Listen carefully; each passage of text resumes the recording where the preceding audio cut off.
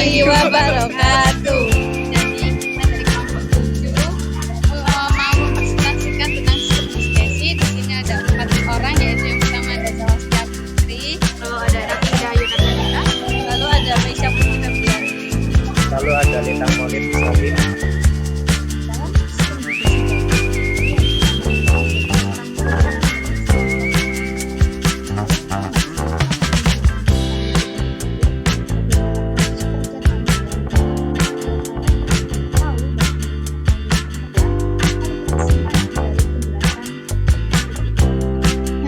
Kalian pasti pernah merasakan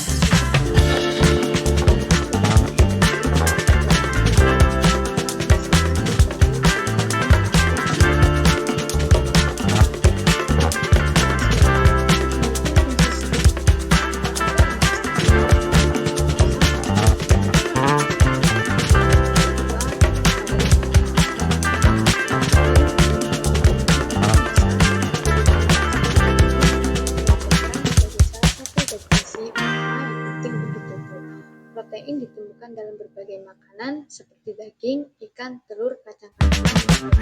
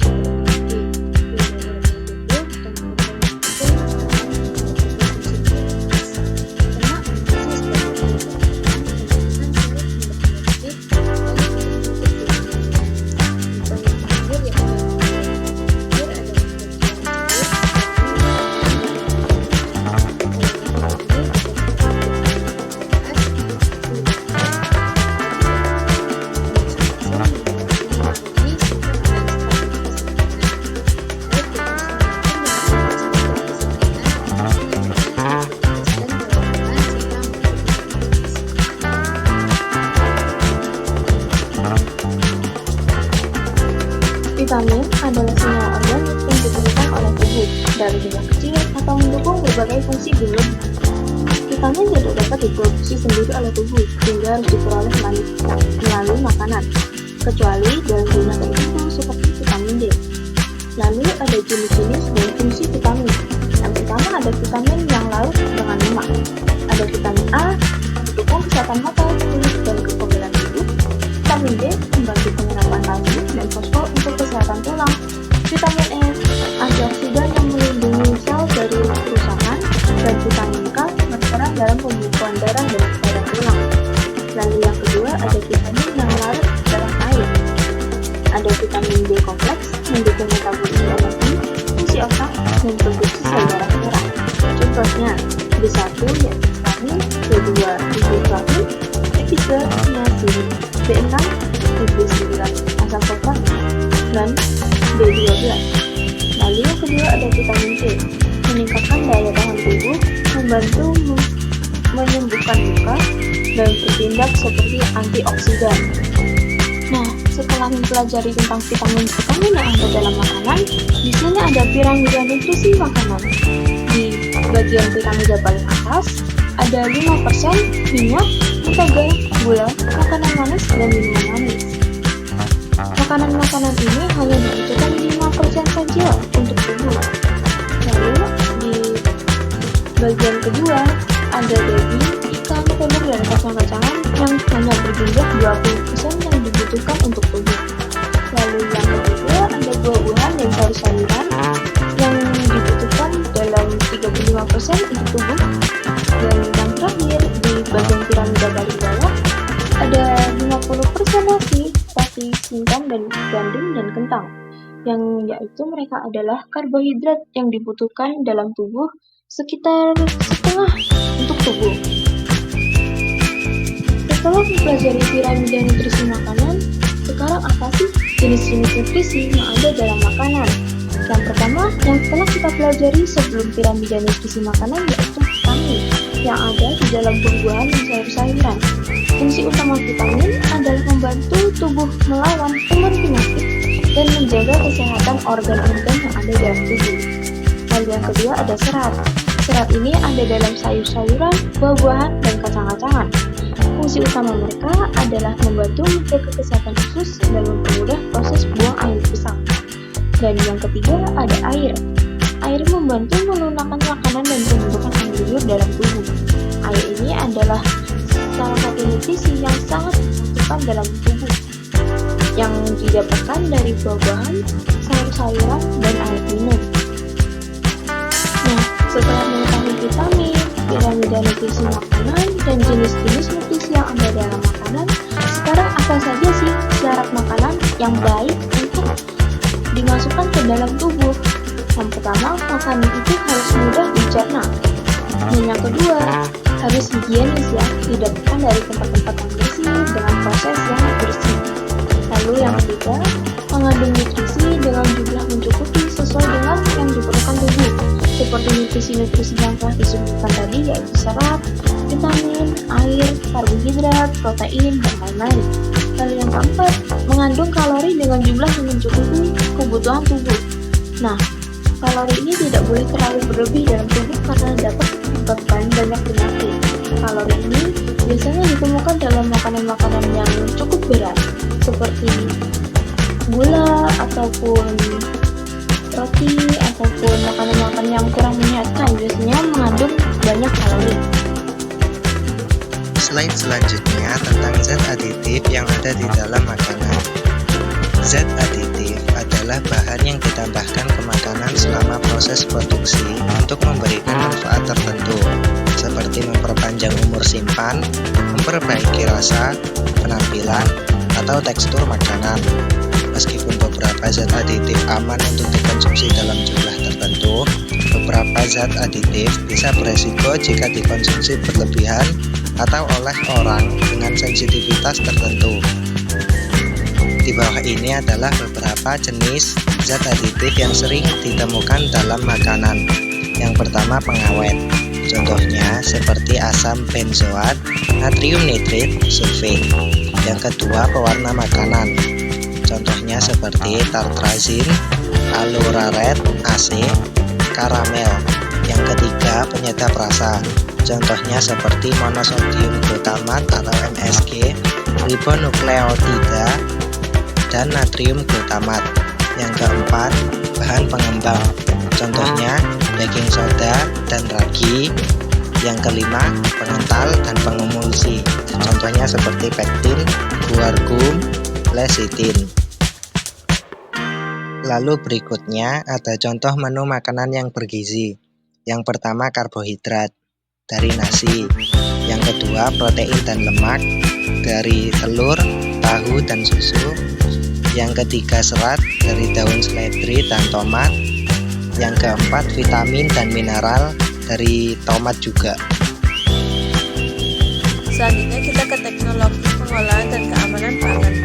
Teknologi pengolahan dan keamanan pangan adalah dua aspek penting dalam industri pangan yang memastikan produk makanan yang dihasilkan aman untuk dikonsumsi, bergizi, dan tetap berkualitas baik.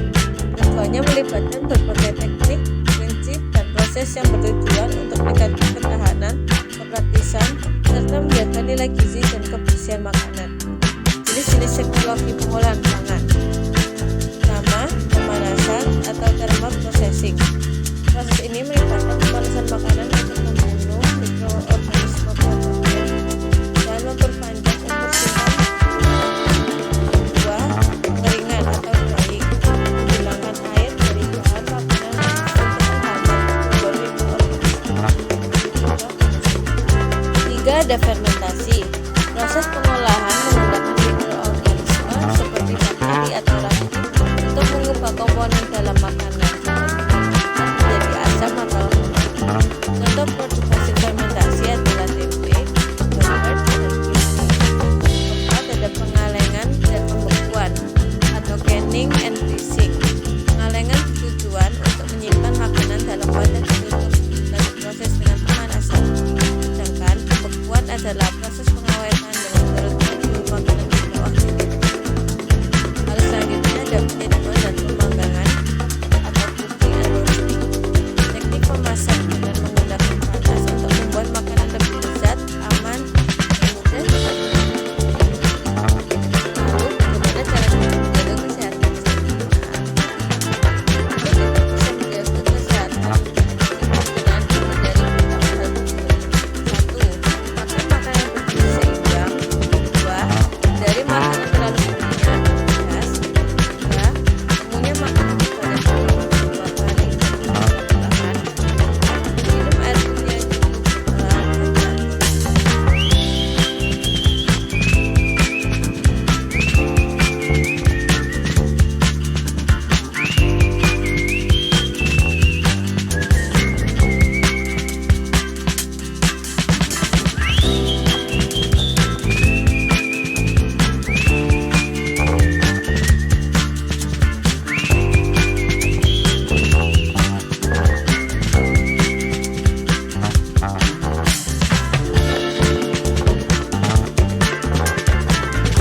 Slide selanjutnya yaitu gangguan pada sistem pencernaan. Yang pertama, wasap. Ini ditandai dengan perdarahan saat buang air besar akibat pembengkakan pembuluh darah di dalam dan luar anus serta rektum. 2. Gastritis atau MA. Peradangan yang menyerang lambung terjadi karena adanya iritasi atau pemipisan yang ditandai dengan sensasi terbakar di area lambung dan ulu hati. 3. Flu perut, gastroenteritis. Gangguan ini menyerang lambung dan juga usus kecil, biasanya ditandai dengan diare, kram, mual, muntah, dan demam. Slide selanjutnya pada gangguan sistem pencernaan. Yang keempat ada pankreatitis. Peradangan yang terjadi di area pankreas biasanya ditandai dengan gejala yang meliputi nyeri perut bagian atas, mual, dan muntah. Yang kelima, apendisitis atau usus buntu. Kondisi ini terjadi bukan karena usus kamu buntu atau tersumbat, melainkan ada bagian di sekitar usus yang memang tidak diketahui fungsinya, dan usus itu memang buntu. Apendisitis terjadi ketika usus buntu ini meradang dan penuh nanah yang menimbulkan rasa nyeri. Selanjutnya ada batu empedu. Munculnya batu empedu ini disebabkan oleh bahan padat dari cairan pencernaan yang terbentuk di kantong empedu. Sebenarnya masih banyak lagi gangguan yang bisa terjadi pada pencernaan. Apa yang harus kita lakukan agar terhindar dari gangguan atau penyakit itu? Sebelum itu, ini adalah beberapa teknologi untuk membantu orang-orang yang mengalami masalah pada sistem pencernaan mereka. Feeding tube, selang untuk memberi makan pasien melalui hidung. Stomach tube, selang untuk mencuci perut, memberi obat-obatan, atau mengambil getah lambung. Tabung rektal, alat untuk membersihkan atau mengeluarkan gas-gas dalam rektum. Endoskop, selang panjang fleksibel yang dilengkapi dengan kamera dan alat-alat medis lainnya yang terhubung dengan layar komputer. Nah, kita pastinya tidak inginkan terkena gangguan atau penyakit-penyakit tersebut dan menggunakan alat-alat yang seperti itu. Berikut cara mencegahnya dan mengurangi resiko agar tidak terkena gangguan-gangguan tersebut. Pola hidup sehat agar terhindar dari gangguan sistem pencernaan. Pertama, konsumsi makanan bergizi. Mengonsumsi makanan yang kaya akan serat, vitamin, dan mineral. Serat membantu melancarkan pencernaan dan menjaga sembelit. Vitamin dan mineral penting untuk menjaga kesehatan tubuh secara keseluruhan. Kedua, minum air yang cukup. Air penting untuk membantu proses pencernaan dan mencegah sembelit. Ketiga, hindari makanan yang tidak sehat, seperti makanan olahan, makanan cepat saji, makanan pedas, makanan asam, dan makanan yang mengandung banyak lemak jenuh dan gula kental. Olahraga secara teratur. Olahraga membantu meningkatkan pergerakan usus dan melancarkan pencernaan. Kelima, istirahat yang cukup. Istirahat yang cukup penting untuk menjaga kesehatan tubuh secara keseluruhan, termasuk kesehatan pencernaan. Nah, setelah menjelaskan bagaimana pola hidup yang baik, selanjutnya kita akan mengenali organ-organ pencernaan dalam tubuh manusia. Organ-organ utamanya yaitu mulut sebagai tempat makanan pertama kali masuk, kerongkongan yang akan membawa makanan ke lambung, hati menghasilkan empedu untuk mencerna lemak, lambung menghancurkan makanan, usus halus menyerap nutrisi makanan, usus besar menyerap air dan membentuk feses, rektum dan anus mengeluarkan feses dari tubuh. Lalu, penjelasan lebih lanjut mengenai organ pertama, yaitu mulut. Di dalam mulut terjadi pencernaan makanan secara mekanis oleh gigi dan kimiawi oleh enzim amiles, petialin. Mulut terbagi menjadi beberapa bagian yaitu bibir, gigi, lidah, dan saliva. Fungsi saliva dalam mulut adalah melarutkan makanan untuk pengecapan rasa, melembabkan dan melumasi makanan agar mudah ditelan, menguraikan amilum menjadi maltosa, membuang asam urat, urea, virus, logam, dan obat-obatan yang diekskresikan lewat saliva, zat antibakteri, dan antibodi. Sebelum menuju ke kerongkongan, faring menghubungkan rongga mulut ke kerongkongan. Faring, organ yang berbentuk seperti tabung yang berhubungan dengan rongga hidung, rongga telinga tengah, dan laring. Faring berfungsi membawa makanan dari rongga mulut ke esofagus atau kerongkongan. Berikut adalah fungsi-fungsi faring. 1. Menyalurkan udara 2. Menelan dan menyalurkan makanan 3. Membantu berbicara 4. Menjaga tekanan di telinga 5. Menjaga daya tahan tubuh. Kerongkongan, esofagus. Kerongkongan atau esofagus adalah tabung otot yang menghubungkan tenggorokan dengan lambung. Kerongkongan memiliki panjang sekitar 20 cm dan dilapisi oleh jaringan merah muda lembab yang disebut mukosa. Kerongkongan tepat berada di belakang, trakea, dan jantung serta di depan tulang belakang. Tepat sebelum memasuki perut, kerongkongan akan melewati diafragma. Nah, sekarang apa saja fungsi kerongkongan itu? 1. Menghubungkan mulut dan lambung. 2. Mendorong makanan masuk ke lambung. 3. Mencegah asam lambung naik. Lalu, lambung, ventriculus. Beberapa bagian dari lambung adalah kardiak, fundus, badan, pilorus. Kelenjar lambung menghasilkan 2-3 liter cairan lambung yang mengandung enzim pencernaan, asam klorida, mukus, garam, dan air. Lalu pencernaan secara kimiawi di dalam lambung. Pertama, pencernaan protein. Asam klorida mengubah pepsonigen menjadi pepsin. Renin mengkoagulasi protein susu menjadi kasein yang tidak larut. Kedua, pencernaan lemak. Enzim lipas menghidrolisis lemak menjadi asam lemak dan gliserol. Ketiga, pencernaan karbohidrat. Enzim amilase dalam saliva yang terbawa bersama makanan akan tetap bekerja di dalam lambung. Pankreas tersusun dari sel-sel eksokrin yang menghasilkan enzim-enzim pencernaan, serta sel-sel endokrin yang menghasilkan hormon insulin dan glukagon.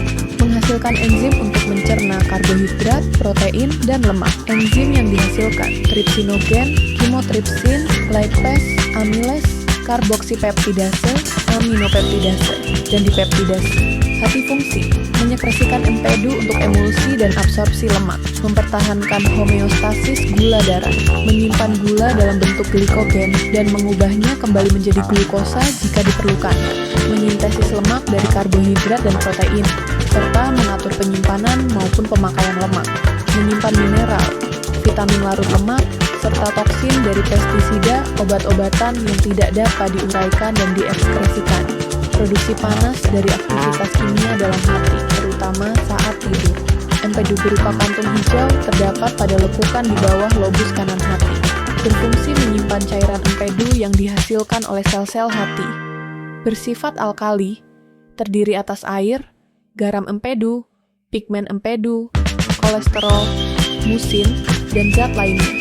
Garam empedu berfungsi mengemulsikan lemak, membantu kerja enzim lipas dalam memecah lemak, dan membantu absorpsi hasil pencernaan lemak. Intestinum tenue terdiri atas usus 12 jari, duodenum, usus kosong, jejunum, dan usus penyerapan, ileum, memiliki banyak jonjot usus untuk memperluas permukaan penyerapan. Berfungsi menyerap makanan secara kimiawi dengan enzim-enzim yang berasal dari kelenjar usus, pankreas, dan empedu. Zat makanan yang diabsorpsi, karbohidrat, enzim amilase, maltase, sukrase, laktase, protein, enzim tripsin, kimotripsin, erepsin, lemak, enzim lepase pankreas dan lipas usus, air, elektrolit, dan vitamin, usus besar, kolon, terdiri atas bagian sekum, kolon, dan rektum. Fungsi, mengabsorpsi 80% sampai 90% air dan elektrolit, memproduksi mukus yang tidak mengandung enzim. Tempat bakteri yang mampu mencerna sedikit selulosa dan memproduksi sedikit kalori, serta menghasilkan vitamin K, riboflavin, tiamin, dan gas. Mengeluarkan zat sisa berupa feses. Rektrum dan anus sisa makanan yang sudah menjadi feses akan disimpan sementara di rektrum dan dikeluarkan dari tubuh melalui anus. Rektum adalah bagian terakhir saluran pencernaan yang menyimpan sementara feses sebelum dikeluarkan melalui anus. Fungsi rektum meliputi menerima feses dari usus besar, memberikan sinyal keinginan untuk membuang feses, dan menahan feses hingga pengeluaran. Anus terdiri dari otot pelvik dan 2 otot sphincter yang mengontrol keluarnya feses. Berikutnya ada sistem pencernaan makanan pada hewan ruminansia. Hewan ruminansia adalah jenis mamalia yang memiliki keunikan dalam sistem pencernaan. Ruminansia termasuk hewan yang dalam memenuhi kebutuhan kebutuhan akan hewan ruminansia memiliki rangkaian proses pencernaan dibandingkan berbeda dengan hewan non-ruminansia yang hanya memiliki pencernaan bebas. Lalu kita ke ciri-ciri dan contoh hewan ruminansia. Ciri-ciri hewan ruminansia. 1. Hewan ruminansia bisa makan dengan cepat. 2. Perut hewan ruminansia terbagi menjadi 4 bagian. 3. Kebanyakan pemakan rumput, daun-daunan, dan lingkungan. 4. Susunan giginya terdiri dari seri dan derivat. Contoh hewan ruminansia: 1. Jerapah, 2. Orangutan, rusa, 4. Jephthais, 5 sapi, 6 antelop, domba, 8 kambing. Kita lanjut ke organ-organnya. Kita perlu tahu hewan ruminansia dapat mengunyah atau melahap makanannya melalui otak. Awal makanan masuk, makanan menjadi gelap dan masih dalam tekstur yang basah. Selanjutnya, makanan disimpan di dalam organ. Fase. Ketika hewan ruminansia akan mengeluarkan makanan yang dikunyahnya tadi untuk dikunyah kembali hingga teksturnya lebih halus. Kemudian makanan akan masuk ke dalam lambung lagi. Berikut adalah organ pencernaan hewan ruminansia: rongga mulut, cangkung oris. Rongga mulut berfungsi sebagai tempat masuknya makanan dan dimulainya proses pencernaan. Rahang hewan ruminansia dapat bergerak menyamping untuk menggiling makanan. Esofagus, kerongkongan. Jalur penghubung antara rongga mulut dengan lambung. Makanan hanya melewati esofagus tanpa melalui proses apapun. Hal ini karena kerongkongan ruminansia umumnya